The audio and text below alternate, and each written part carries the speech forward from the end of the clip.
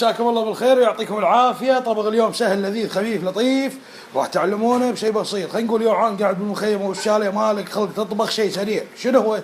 هذه الهندي او الهنديه تقول له بابو او لا تسمي طلع لي ديايتين، نظف لي اياهم، قطع لي اياهم، شيل الجلد بهالطريقه هذه. ديايتين فخذ بروح، صدور بروح، جوان. بعدين تقول له لا تسمي قصي لي راسين بصل ناعم وشوي فلفل بارد وثوم وزنجبيل وشوي زر وبوتيتي. شيء بسيط وسريع وسهل. والبهارات الحين اصورها لكم واقول لكم من شنو تتكون. طبعا سهله، كركم، فلفل اسود، هيل، بهارات مخلوطه، كمون ودارسين. طبعا تكون منقع العيش 3 كيلات او 4 كيلات. وطبق اليوم راح يكون باريوني ديوي.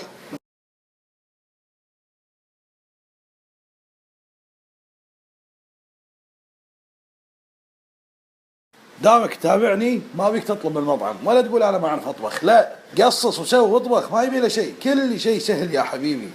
برياني وكشخ على ربعك. اول شيء تجيب الزيت، تحط الجدر على النار، تحط شويه زيت، تقعت الجدر شويه تنطر يحتر.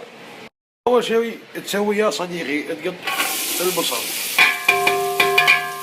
تقط البصل ويا الثوم والبهارات وتحمس يا قلبي هكذا تحمس البصل، تنهنها يما تنهنها، اكشخ على ربعك وراك.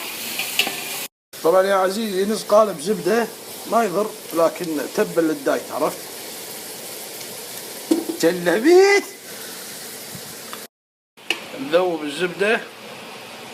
يا سلام تعطي نكهه. شماي زبده. وبعدين تحط الثوم والزنجبيل يا حياتي، وتحط فوقهم البهارات.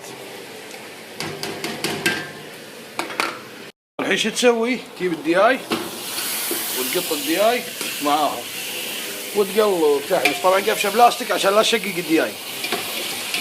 طبعا هني تشوف الجدر نشف ما في دهن، الدياي خذ الدهن والبصل خذ الدهن والبهارات خذ الدهن، تصب له شويه دهن ما يحتاج، عادي شويه يعني مو وايد. عاد هني شو تسوي؟ كل شوي تقلب، عرفت؟ تقلب عشان الله يلصق. يعني يا حبيبي هني ما يصير تعلي نارك وايد. ليش ما يصير تعلي نارك وايد؟ انا اقول لك الحين، لان النار اذا عليتها وايد الدياي كله راح يستوي من برا ومن داخل ما راح يستوي، فتقول مو. الحين يا دور الخضره نقط البطاط ونقط اليزر ونقط الفلفل البارد. بعد ما قطينا الخضروات نحبس.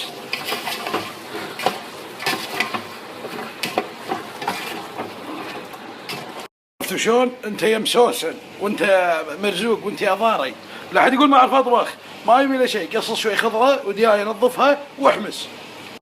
ما يبي له شيء، شيء بسيط وسهل، بس تحمس و10 دقائق ربع ساعه، بعدين تحط العيش والماي بس. الله غفور رحيم، شيء لذيذ وسريع ترى. طبعا هذا البرياني خفيف لطيف حق اللي ما يعرف يطبخ، يعني شيء سريع يسويه بشاليه بمخيم وما ياخذ وقت. كل وقته 25 دقيقه يعني مو يستوي. الحين عاد شني يدور العيش. هذا العيش منقعه جاهز، حطه فوق الشغل كله وتخلط العيش مع البرياني عدل. تجيب ماي حار وعينك ميزانك بالماي، لازم الماي ما يكون وايد ولا يكون شويه عشان العيش لا يعين او يطلع يابس. حطيت ماي طبعا بالتدريج، تحرك زين، تحرك عدل تشوف الماي لين اركد فديتك على قولة فهد العرادي زين. طبعا الماي ما لازم يكون يعني العيش يختفي، لا شوف قلتها قبل يكون مرئي، العيش يكون مرئي كذي يعني الماي يكون كافي. في شيء نسيناه اللي هو الملح، تملح لأن ما في ملح كلش، لا الدياي لا هذا، تملح عدل. بعد ما حطيت الماء تسكر على جدرك، طبعا الحرارة تكون 3/4 أو نار عالية شوي، بعدين نقصر عليه لما شوي ينفش العيش، بعدين نحطه على حديدة. الحين لما نيجي نطالع شو نطالع؟ نلاحظ ان العيش نفش قبل لا نحطه على حديدة ونقصر ناره. نسوي حركة. شنو الحركة؟ نحط القفشة كذي، 1 2 3 4 5 نحرك شوية بس. بعد ما حركناه شوي شو نسوي الخطوة الأخيرة؟ ماي ورد وزعفران وخليديد. خلصنا جدرنا، حطينا حديدتنا تحت نار هادية، طقينا غزيرنا وجبنا المقطع مالنا وسكرنا الجدر. سكرنا جدرنا، الشغل عدل مدل، عاد نخليه خدر الحين ويستوي عدل. بس حديدة ونار هادية كلش، تخليه يعني تعطيه نص ساعة لأن الدياي مو مستوي عدل ترى، فيستوي داخل العيش مع البخار براحته.